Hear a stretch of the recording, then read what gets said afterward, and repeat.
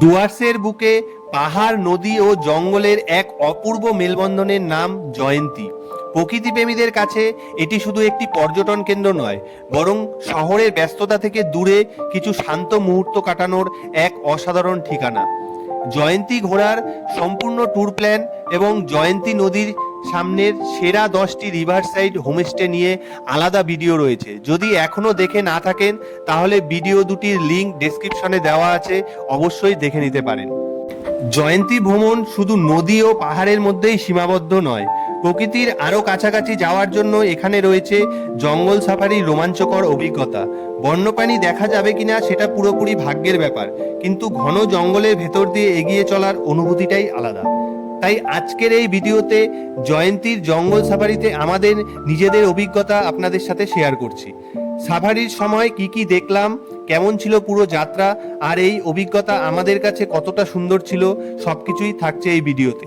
চলুন দেরি না করে শুরু করা যাক জয়ন্তীর জঙ্গল সাফারির রোমাঞ্চকর সফর। রজতনাগ স্পেশালস চ্যানেলের নতুন বন্ধুরা চ্যানেলটিকে সাবস্ক্রাইব করে বেল আইকন প্রেস করে রাখতে ভুলবেন না কিন্তু। জয়ন্তীতে সকাল ও বিকেল দুই শিফটে সাফারি হয়। আমরা বিকেলের শিফটে সাফারি করেছিলাম। আমাদের বুকিং করা সাফারির জিপ 4টা নাগাদ আমাদের হোমস্টের সামনে চলে আসলো। আমরা জিপে চড়ে রওনা দিলাম রোমাঞ্চকর জঙ্গল সাফারির উদ্দেশ্যে।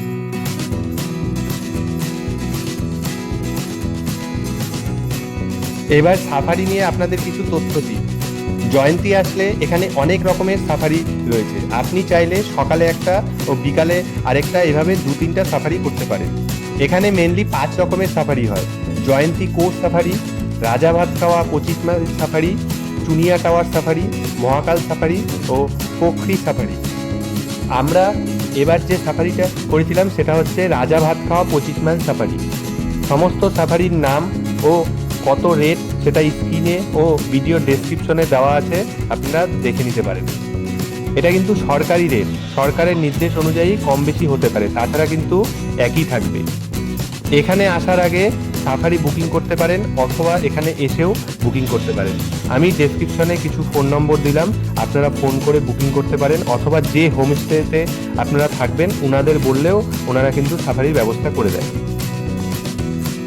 আরেকটা খুবই ইম্পর্টেন্ট কথা, প্রত্যেক বছর 15ই জুন থেকে 15ই সেপ্টেম্বর পর্যন্ত এই 3 মাস কিন্তু এখানে সমস্ত রকমের সাফারি বন্ধ থাকে।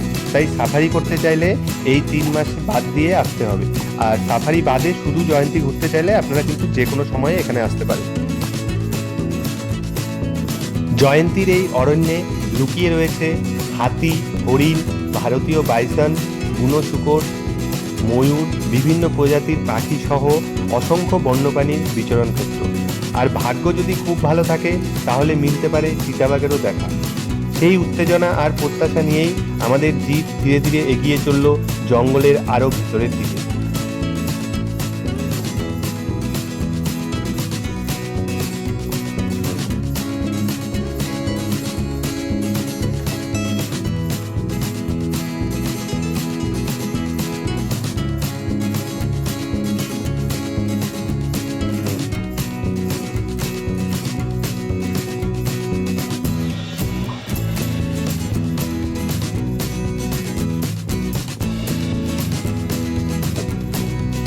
জঙ্গলের আঁকাবাঁকা পথ ধরে এগিয়ে চলার মাঝেই হঠাৎ চোখে পড়ল এক রাজকীয় ময়ূর।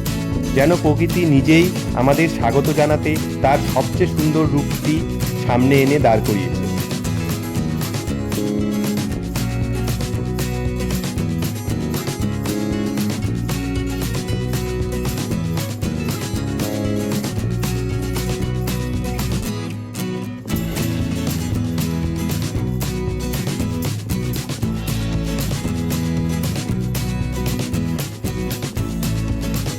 জঙ্গলের মাঝখান দিয়ে বয়ে চলেছে সুন্দরী বালা নদী।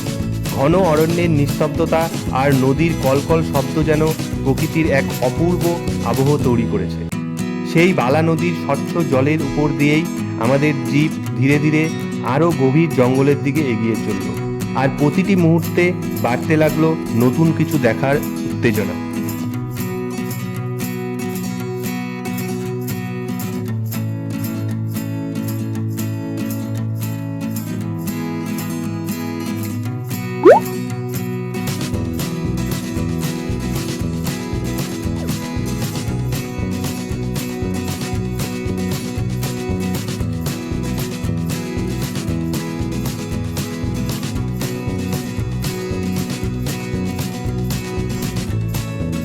আঁকাবাঁকা পথ পেরিয়ে আরও সামনের দিকে এগিয়ে যাওয়ার পরেই আমাদের সামনে চোখে পড়লো একটি বন দপ্তরের ওয়াচ টাওয়ার।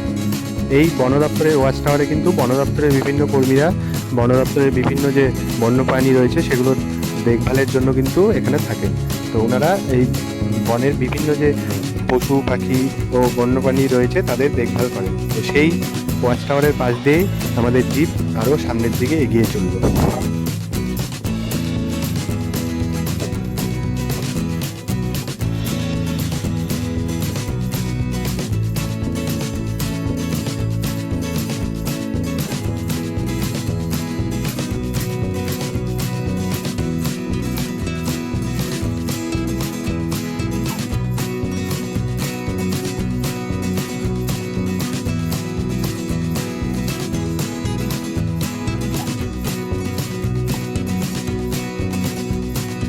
কিছু দূর এগোনোর পরেই হঠাৎ আমাদের সামনে ধরা দিল একদল হরিণ। সেই মনোমুগ্ধকর দৃশ্য দেখার জন্য জিপ থামিয়ে দেওয়া হলো। জঙ্গলের সবুজের মাঝে অবাধে বিচরণ করা হরিণগুলোর দিকে তাকিয়ে আমরা যেন কয়েক মুহূর্তের জন্য প্রকৃতির এক অন্যরকম সৌন্দর্যের সাক্ষী হলাম।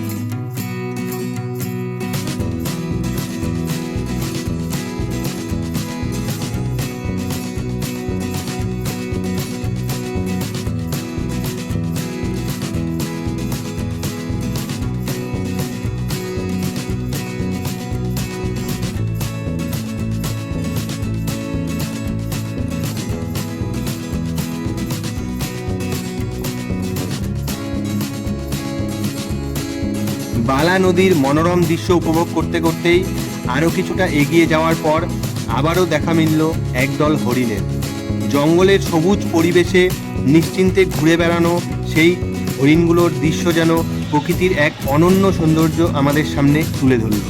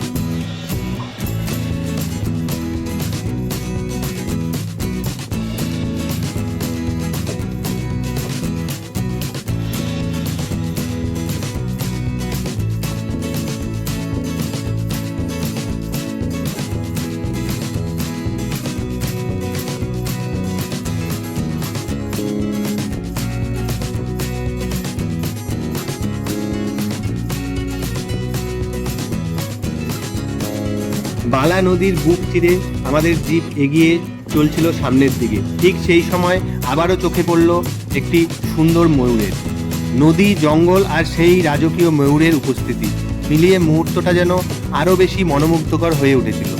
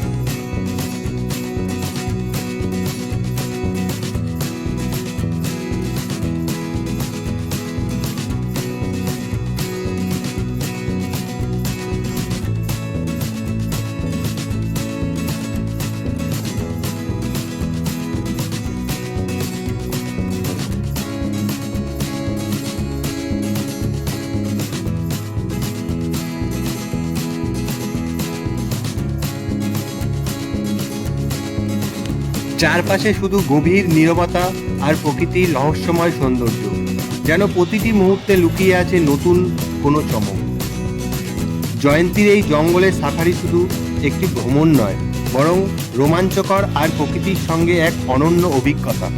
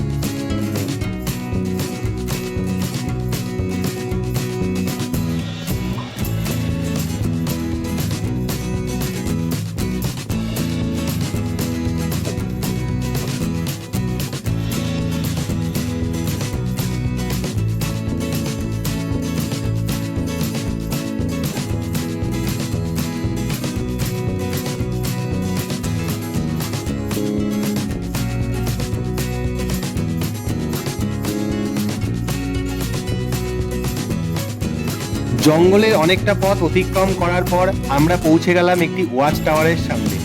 আমাদের গাইড জানালেন এই এলাকাতেই প্রায় চিতাবাঘের দেখা মেলে, তবে জঙ্গলের বন্যপ্রাণী দেখা সম্পূর্ণটাই ভাগ্যের ব্যাপার। ভাগ্য ভালো থাকলে তবেই দেখা পাওয়া যায়। স্বাভাবিকভাবেই আমাদের মনে তখন উত্তেজনা আর কৌতূহল দুটোই কাজ করছিল। অনেক আশা নিয়ে আমরা অপেক্ষা করতে লাগলাম, আর সত্যি সেই দিন ভাগ্য আমাদের সঙ্গ দিয়েছিল। কিছুক্ষণ পরেই দূরে দেখা মিলল সেই বহু প্রতীক্ষিত চিতাবাঘের। জঙ্গলের রাজকীয় সেই শিকারীকে সামনে থেকে দেখতে পেয়ে একদিকে যেমন একটু ভয় কাজ করছিল, অন্যদিকে তেমনি এক অসাধারণ রোমাঞ্চকর অনুভূতি হচ্ছিল। প্রকৃতির কোলে এমন একটি বিরল মুহূর্তের সাক্ষী হতে পেরে আমরা সত্যিই মুগ্ধ হয়েছিলাম। জয়ন্তীর জঙ্গল সাফারির পুরো অভিজ্ঞতার মধ্যে এই মুহূর্তটি ছিল নিঃসন্দেহে সবচেয়ে স্মরণীয়।